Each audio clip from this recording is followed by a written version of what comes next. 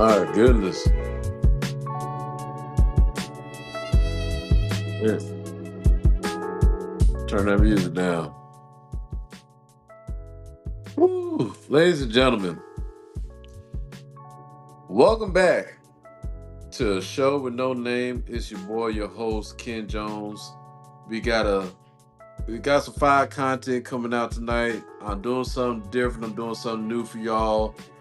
And y'all, I gotta say, all the hype that I had at the beginning of the shit is kind of slowly dying out because I've been trying to post this shit for 3 fucking times right now. I've been struggling with this. StreamYard giving me some problems. I tried to multitask off the phone doing a podcast, but it ended the stream, which never happened to me before. But I have been having some technical difficulties. So I just hope y'all know, no matter how I guess to do the tipsiness, I can't be drunk. Like I said, I got the black and mild going right now. I got the cranberry vodka on me, ladies and gentlemen. So, like I said, my weekend just started. So, just hope y'all know I'm dedicated to the grind on this shit, okay? So, y'all see the title? Scary Stories from AI and Reddit. This is a series that I'm planning on doing for a while. I feel like this will be a great little thing to go forward with. See if y'all fucking with it or not. Because I've noticed of me being on YouTube, listening to people tell their stories and stuff like that. I am really, I'm superb when it comes to the narration shit. I can read a story to you, probably put you to sleep. So, what encouraged me, I've been told about, how I talk, how my voice sounds. I can read off a good bedtime story, you know what I'm saying? So, I'm tooting my horn a little bit. I usually don't, but I'm doing it to see what happens, where this goes. I'm excited to do this. So before we get started, make sure y'all like, subscribe to the video. I hope y'all like tonight's content. I was feeling great about it. So what's fucked up? I read two good ass stories. I did one from ChatGPT. So that's where I'm getting the stories from. I just hollered at Chat. I was like, ChatGPT, give me a scary story. What you got? Then it go on a list of like, how you want the story. I said, motherfucker, surprise me. So they gave me another story. Other one was kind of mid. The first one I read off, it was kind of mid. So we got a new one. I haven't read it yet.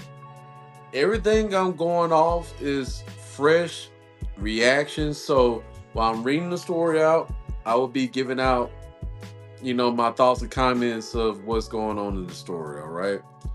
Um, Maybe to give y'all like another perspective of like how I thought about, what I'm thinking was going on in the story.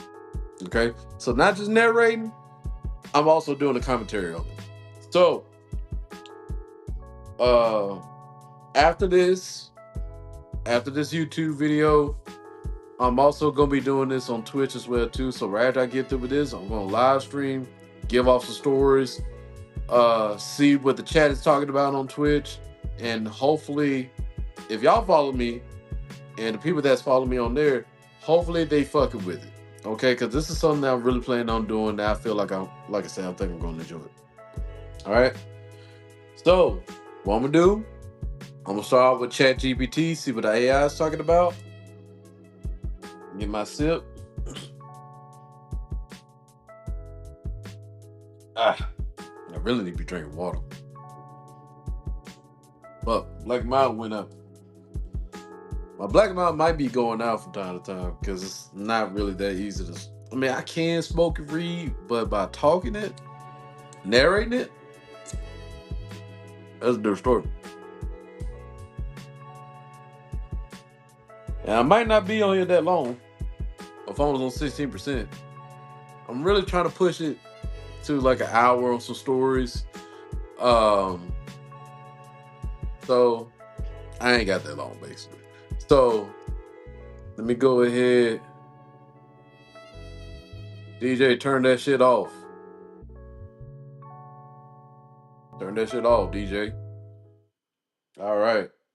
And what I'm also gonna do, if you're if you're listening to this, you watching this at night, if y'all fucking with it, I'm willing to keep it going. So I am just gonna I'm gonna exit myself out.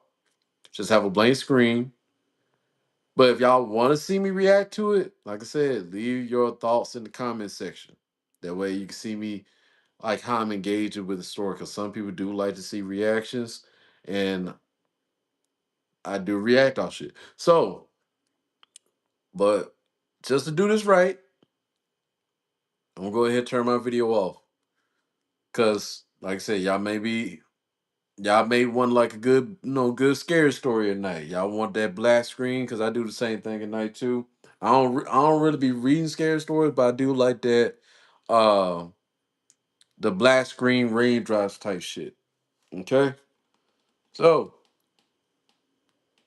all right, ladies and gentlemen, sit down, relax, tuck yourselves in, because tonight's story from ChatGPT is called the third door.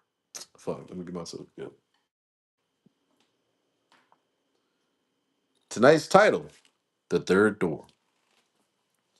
There's a house on Alder Lane no one talks about anymore.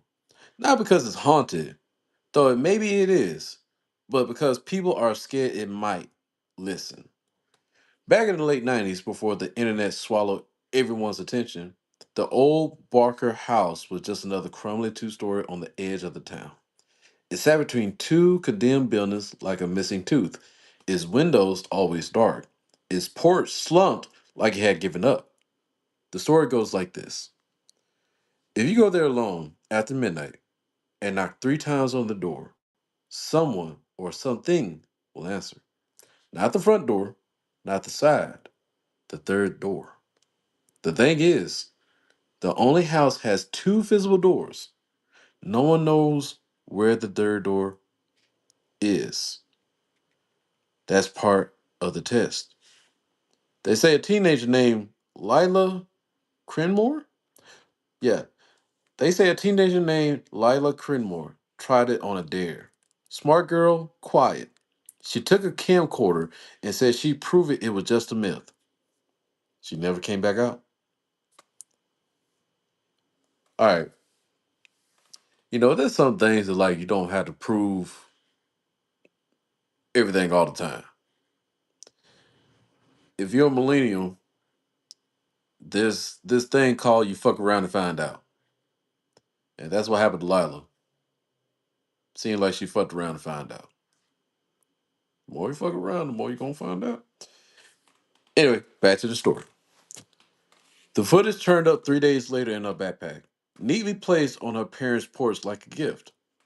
Her parents watched it once and then burned it. Her father never spoke again. Her mother went missing a year later, left dinner on the stove, and walked out barefoot into a blizzard. Here's what people say what was on the tape before the flames took it.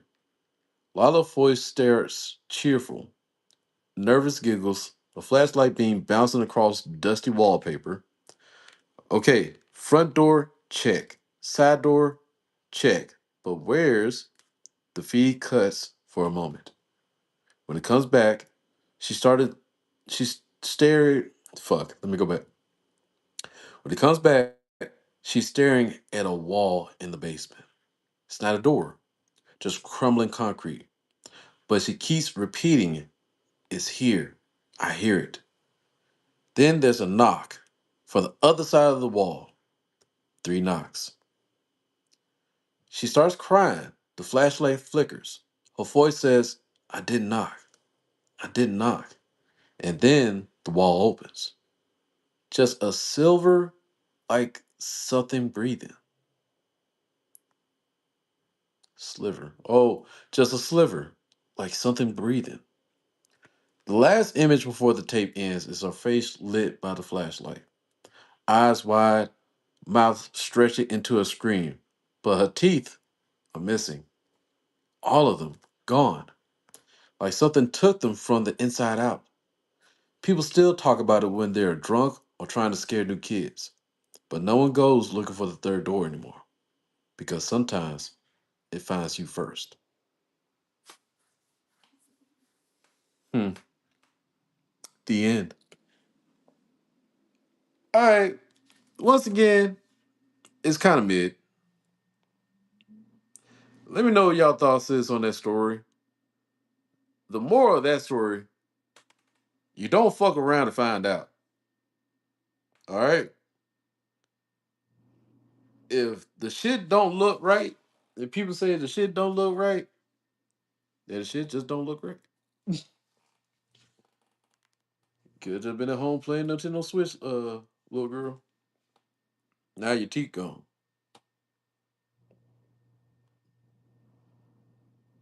Got the gummies. Said her teeth was missing. All right. So let's move on. We're gonna move to Reddit true scary stories. Um, man, low key, I really had a good one. That I was reading out loud. I hate that I didn't get it, but we just gonna move on to the next one. So Reddit has a lot of good shit. They really do, and you really get like a perspective from other people what they've been through in other parts of the world. There's a lot of crazy shit going on out there. They always say truth is stranger than fiction. You think the shit that you watch on TV, read in the books, and in the movies is bad? You'd be surprised the shit you can find on Reddit. All right, moving on. Reddit story is called Possible Skinwalker Sighting. All right, this is from Status Bumblebee 822. Story starts off like this. Please excuse my shitty grammar. I lived in the same house for over 10 years now. I've had many weird experiences here, but this one seems to match the other stories in this sub more. This is in this sub more. All right, y'all, come on. I see. I'm trying to give y'all like a fresh story that I never read before. So excuse me when I am actually criticizing somebody's um yeah, I almost said essay. So y'all excuse me for criticizing somebody writing. All right, moving on.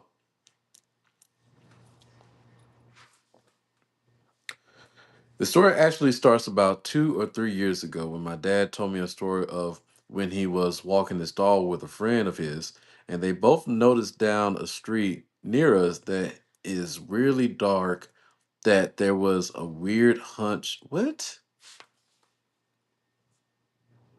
There was a weird hunched over. What is a weird hunched over? All right, y'all, because if if this if I get another bad sentence, I am just gonna end this and move on to another story because you're not gonna throw me off with this grammar. I'm sorry. Bumblebee, how old were you? How old were you when you wrote this? Oh, this was just posted 3 hours ago. You did not proofread this shit at all. Moving on. He said it turned his head to look at it. What? He said it turned his head to look at him, and his friend and both of them, now spooked, decided to return home. Fast forward. That's not how you spell forward. All right. I refuse. I refuse this. I refuse to go through this. Ooh, this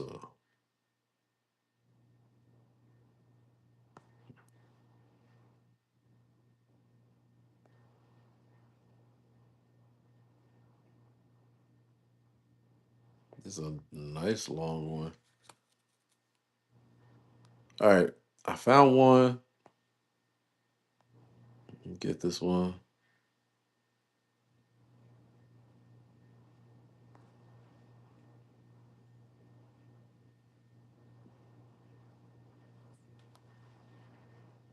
Yep. Let me just start for the one from 13 hours ago. All right.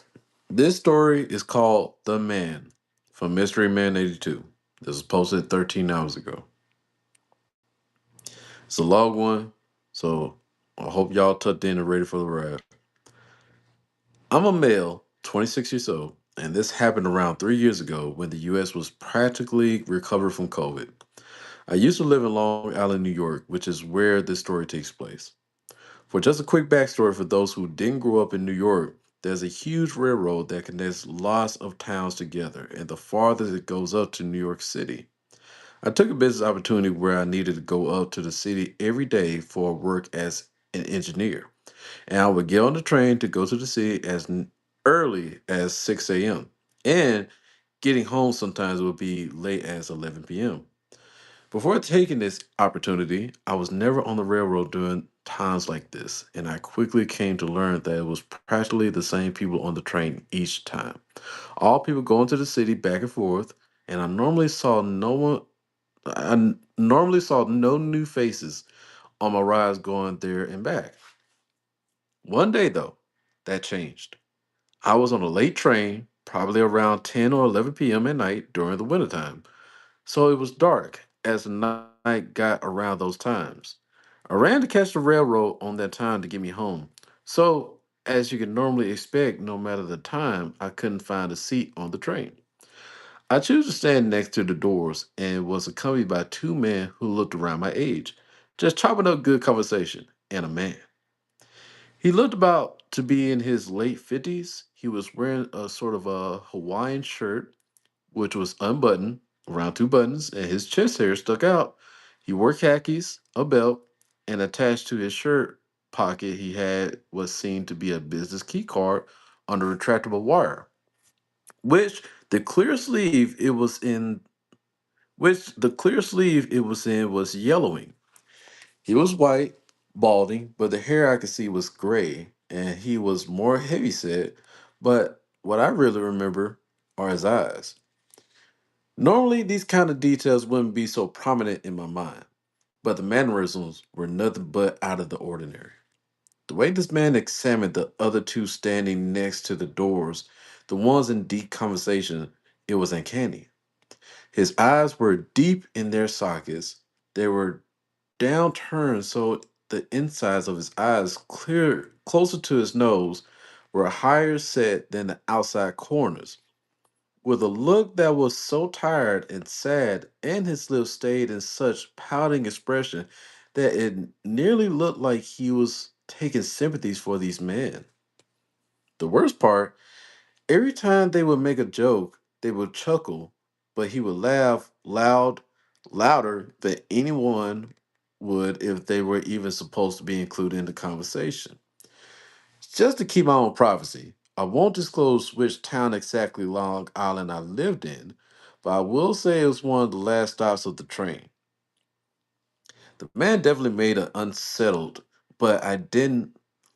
The man definitely made me unsettled, but I didn't think to change my spot on the train. It was packed, and I was on the very first car so that when I got to my destination, I could leave as soon as possible.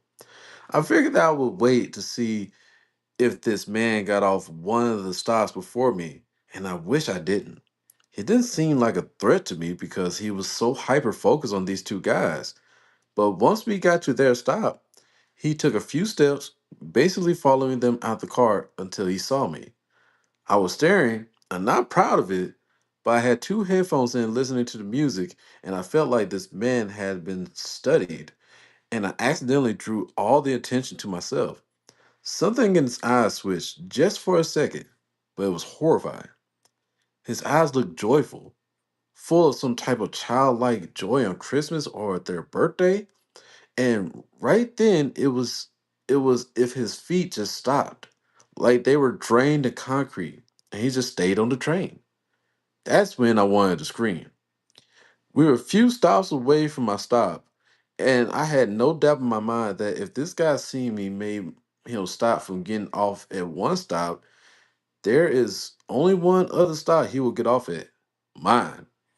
Now I know this sounds like the dumbest thing ever, But I walked home from getting off the train. I'm a big guy, not super tall, but tall enough that most guys don't tower over me. And I'm not weak, so I never had anything to worry about. Yeah, I wasn't scared of this guy myself. I wasn't scared of this guy himself and what he could do, but it's more of his intentions. I'm a guy who wouldn't fight someone for fun, and it's just something that would be my last resort. And the last thing I wanted to do was throw hands with this man with such a sorrowful look in his eye. Then it was my stop. I got off with no surprise. He do too. I started walking at a pace that didn't scream, I'm scared, or I need to get away. But it was a pace that looked normal for me. But peering behind my shoulder, I saw him matching my pace. And it looked so unnatural, uncomfortable, like it hurt him to walk at that pace.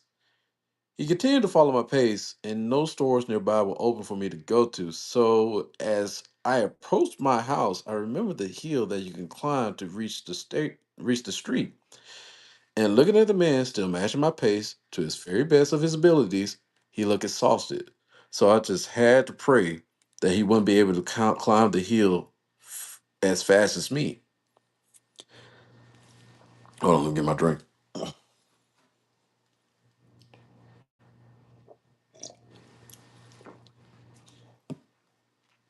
I really need to be drinking water, not liquor.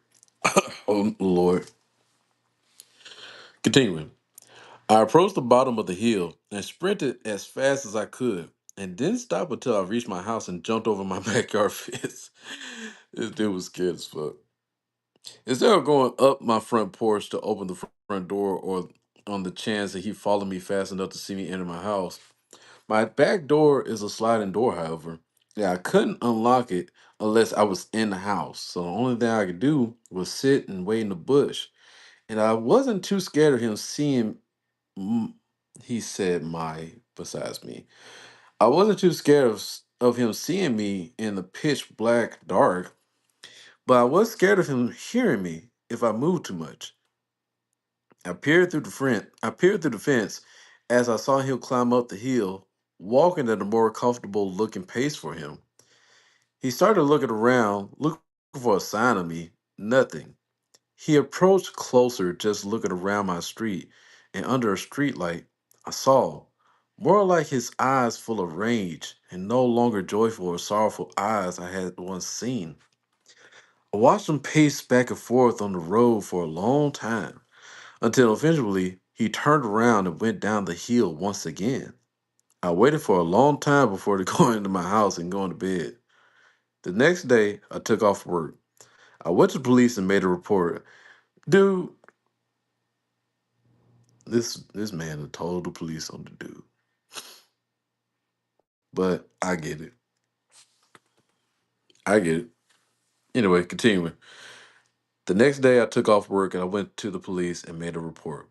And for the rest of the day, I decided that I wouldn't go straight from my stop on the railroad to the city anymore and found a string of having to hop off one train to another around 3 times before going to the city in hopes that man would take the route.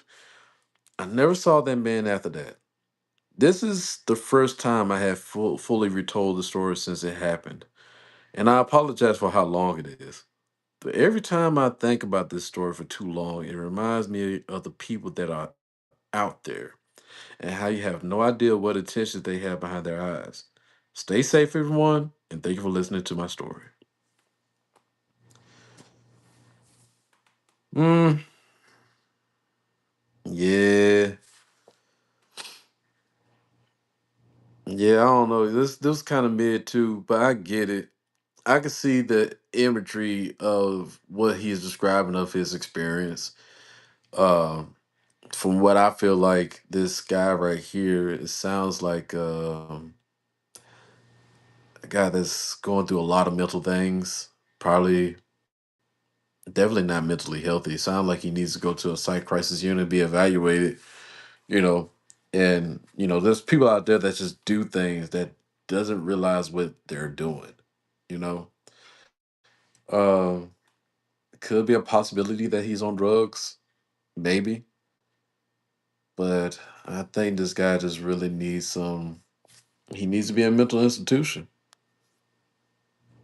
As far as I know, is I'm looking on the comments. Ain't nobody say anything in the news, so this guy could be possibly harmless.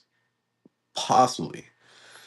Um, like I said, the guy said, he's tall enough to defend himself, and he's not looking to beat somebody's ass, but he doesn't run to resort to that. So, he listed the story as disturbing. Yeah, it's not really that disturbing. Damn, y'all, I really wish I could find that one story that I read. It was kind of weird.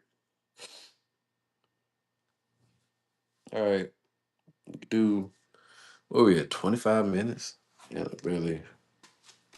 Oh shit, I barely read anything. Ooh, it's long. Yeah, I don't know, y'all. I'm grabbing out the water.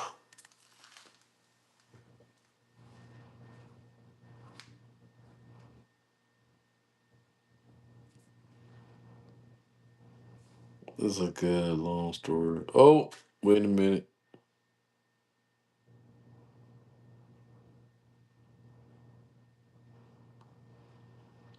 It's not the same if I read the same story. I like to have fresh reactions.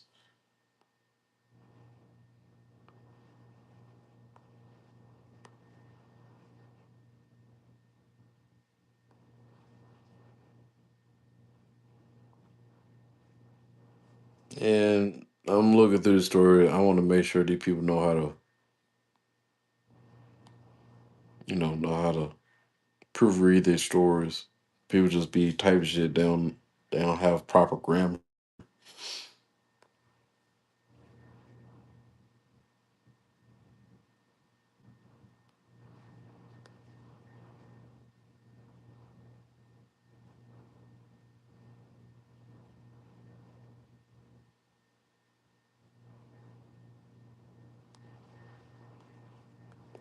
Anyway, hope y'all fucking with it.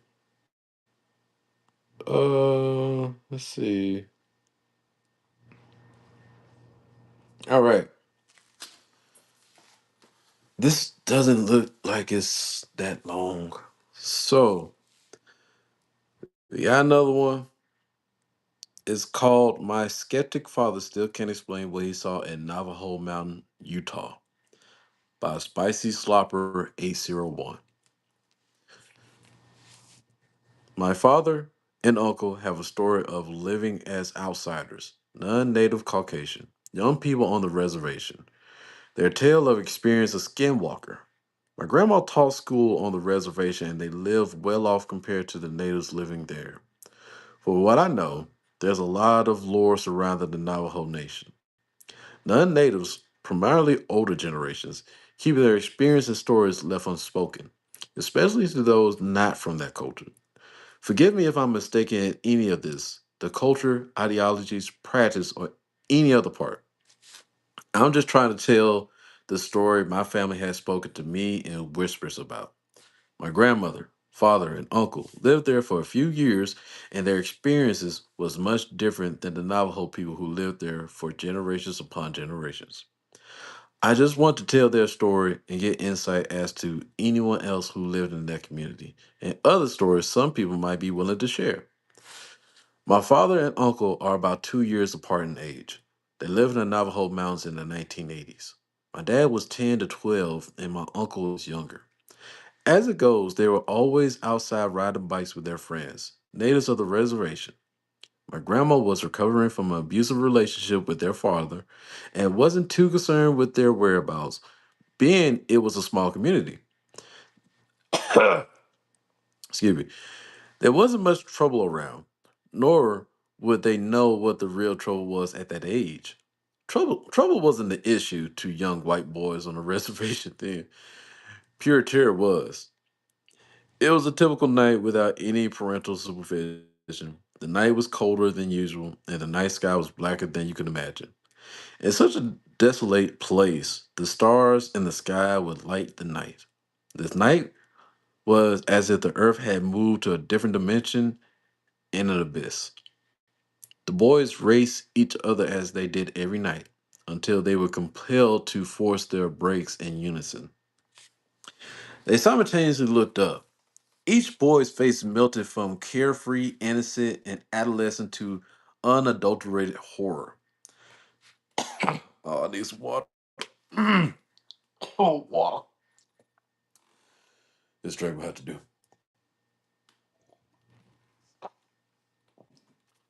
This is live right now. I can't really edit the video, so sorry, y'all. It is what it is.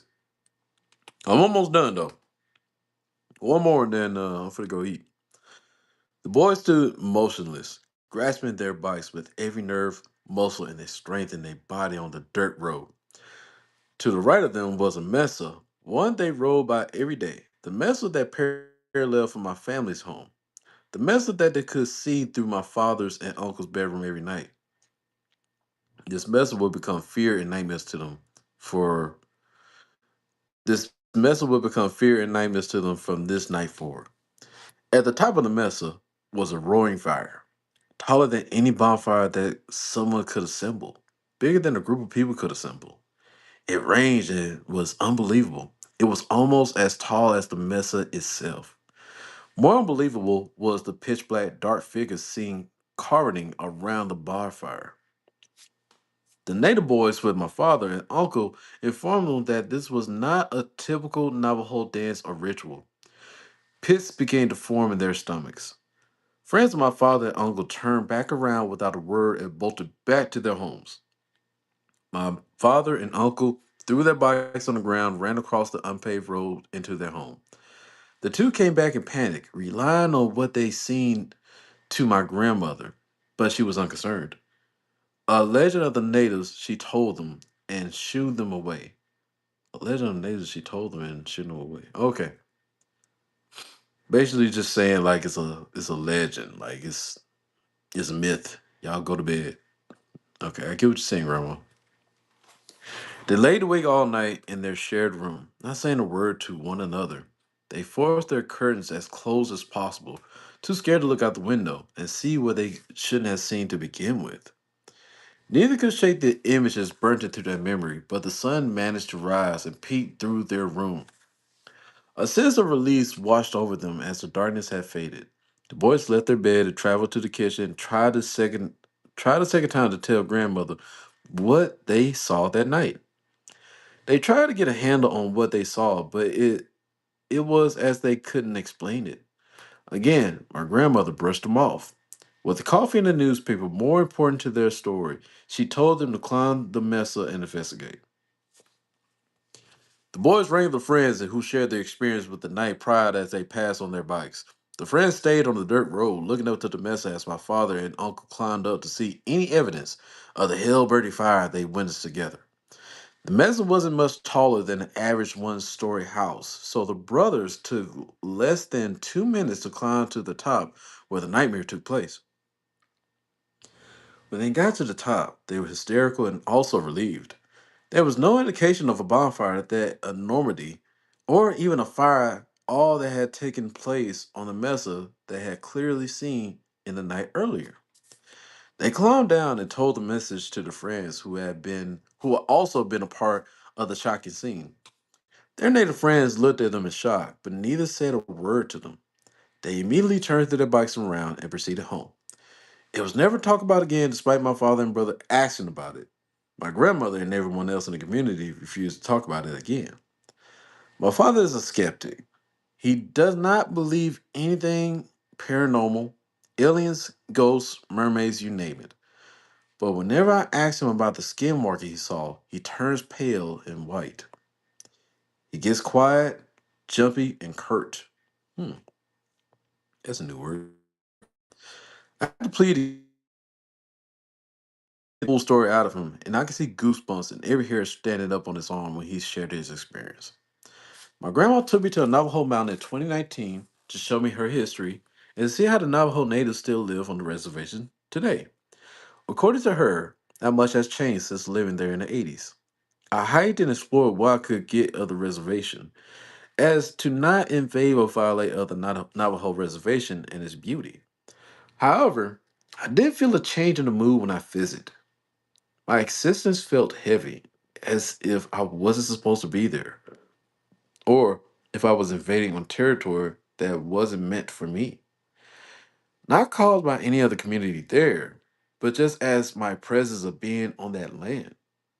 I will never forget my experience visiting and all that I learned about the reservation life. My intentions is to hear any other stories for the Navajo Mountains residents or talk with some people with the similar stories in the Navajo reservation. I climbed the mesa where the skinwalker my dad and uncle claimed where it had its ritual. I felt pretty normal until I got to the top and stood in the middle. I felt some darkness creep into me as I stood there. I'd never been back. I'd never been the same since. End of story. Huh. It's kind of mid, but curiosity. What could have been on that mountain? Who started the fire?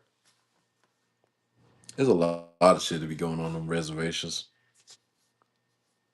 A lot more than we know.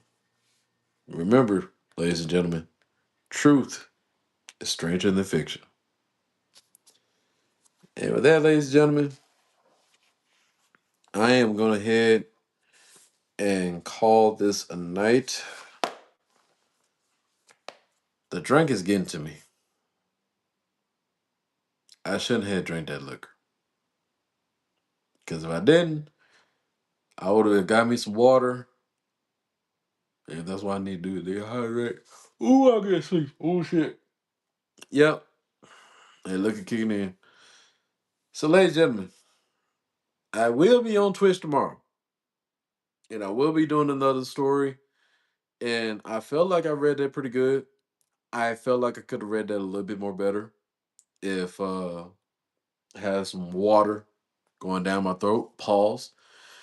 So let me know in the comments of tonight's video. I hope y'all enjoy. Stay tuned for the next one. It's your boy Ken Jones. And this is Scared Stories from Reddit and AI. Thank you.